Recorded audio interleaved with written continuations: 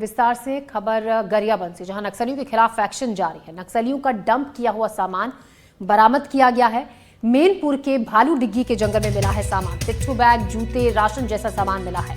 गुप्त सूचना पर सर्चिंग पर निकले थे सीआरपीएफ के जवान और इस सर्चिंग के दौरान डंप किया हुआ नक्सलियों का काफी सामान मिला है, जिसमें पिट्ठू बैग मिले हैं, जूते, राशन और कुछ हथियार भी मिले हैं। गुप्त सूचना पर सर्चिंग पर निकले थे सीआरपीएफ के जवान, जिस दौरान गरियाबंद में नक्सलियों के खिलाफ एक्शन जिस तरीके से जारी है, इसी उसमें क्रम में सर्चिंग पर सीआरपीएफ के जवान निकले थे और सर्चिंग में उन्हें काफी मात्रा में नक्सलियों का डंप किया हुआ सामान मिला। जिसमें देखिए तस्वीरें जो हम आपको दिखा रहे हैं, उसमें जूते मिले, पिट्ठू बैग मिले, राशन का सामान मिला और कुछ हथियार भी मिले।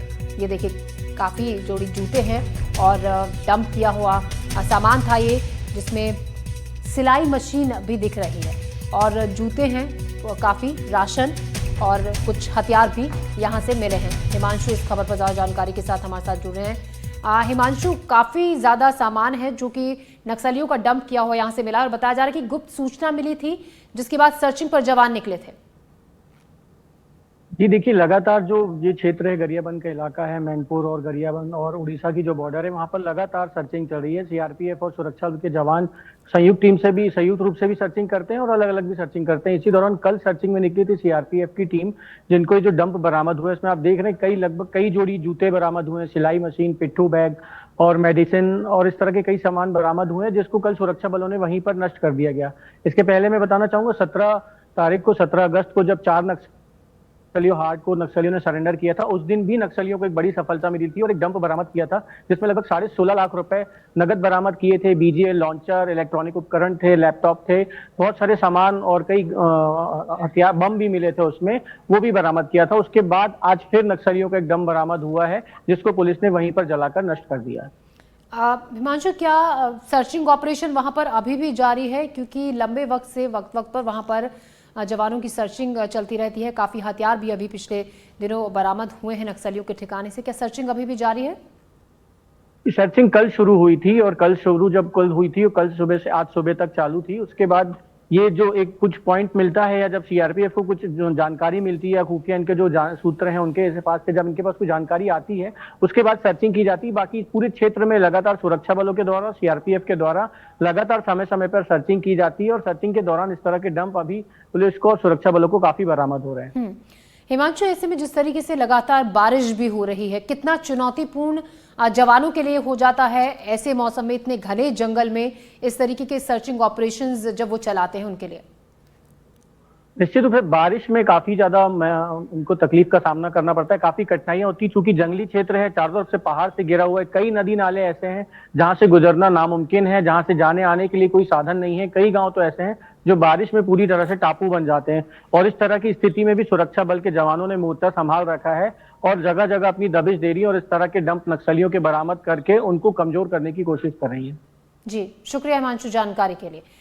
तो सीआरपीएफ के जवान जो कि गुप्त सूचना पर निकले थे जंगलों में सर्चिंग के लिए और सर्चिंग के दौरान नक्सलियों का डंप किया हुआ काफी सामान जवानों ने बरामद किया। देखिए जिसमें हम तस्वीरें आपको दिखा रहे हैं, सिलाई मशीन है, कई जोड़ी जूते हैं, इसके अलावा राशन और कुछ हथियार भी यहां से बरामद किए गए हैं।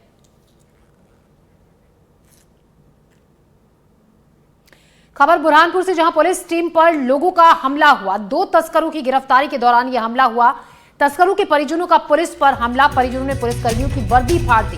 थाना प्रभारी समेत 4 पुलिसकर्मी घायल हुए हैं। दोनों तस्करों को पुलिस ने गिरफ्तार कर लिया है। अवैध हथियार तस्करी के मामले में गिरफ्तारी हुई। तस्करों के परिजनों के खिलाफ भी केस दर्ज कर दिया गया है। मारपीट और सरकारी काम में बाधा डालने का आरोप है। पुलिस ने तस्करों के परिजनों की तलाश शुरू कर दी है। तो देखिए परिजनों के खिलाफ भी मामला दर्ज कर लिया गया है। परिजनों ने और तस्करों ने पुलिस की टीम पर हमला किया था। बुरहानपुर से ये खबर, जहां पर पुलिस की टीम पर हमला किया गया। 2 तस्करों की गिरफ्तारी के लिए पुलिस की टीम पहुंची थी। इस दौरान जो तस्कर हैं उनके परिजन वहां पर पुलिस पर हमला करने के लिए इकट्ठा हो गए। परिजनों ने पुलिसकर्मियों की वर्दी तक फाड़ दी, धक्का मुक्की उनके साथ थी। इसमें थाना प्रभारी समेत 4 पुलिसकर्मी घायल हुए हैं और दोनों तस्करों को तो पुलिस ने गिरफ्तार कर ही लिया है। अवैध हथियार तस्करी मामले में ये गिरफ्तारी हुई है। तस्करों के परिजनों के खिलाफ भी केस दर्ज कर दिया गया है। मारपीट और सरकारी काम में बाधा डालने का आरोप लगा है। पुलिस ने तस्करों के परिजनों की तलाश भी शुरू कर दी है। पुलिस को सूचना प्राप्त हुई थी कि 2 इनामी बदमाश खगनार थाना क्षेत्र में पचौरी गांव में आए हुए हैं।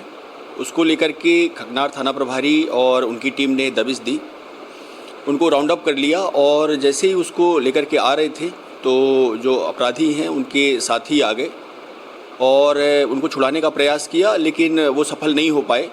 पुलिस उनको गिरफ्तार करके और लाने में सफल रही।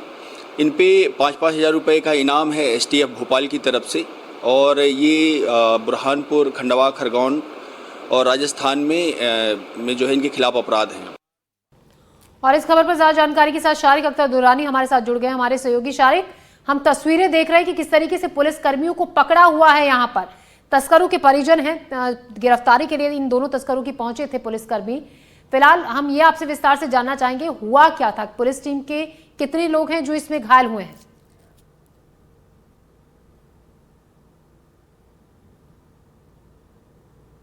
शारिक, आप हमें सुन पा रहे हैं? शारिक के पास फिर से लौटेंगे हम। देखिए तस्वीरें आप ये जो देख रहे हैं, ये तस्वीरें हैं बुरहानपुर की, जहां पुलिस की टीम पहुंची थी 2 तस्करों को गिरफ्तार करने के लिए। जब गिरफ्तारी के लिए पहुंची तो तस्करों के परिजन वहां इकट्ठा हो गए, पुलिस की टीम पर हमला कर दिया।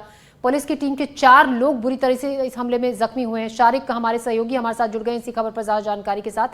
शारिक, हुआ क्या था? हम देख रहे हैं पुलिस वालों के साथ किस कदर धक्का मुक्की ये जो तस्कर के परिजन है वो कर रहे हैं, तस्करों के परिजन। क्या हुआ था, क्या कहना है पुलिस टीम का? देखिए, बुरहानपुर पुलिस को भोपाल STF से एक इनपुट मिलता है मुखबिर से कि पचौरी गांव है खगनार के पास, जो सिकलीगरों का गांव है और ये लोग अवैध हथियार बनाते हैं। STF भोपाल का जो 5-5 हज़ार के 2 सगे भाई शेर सिंह और सरताज सिंह जो है वो यहाँ घर आने वाले हैं।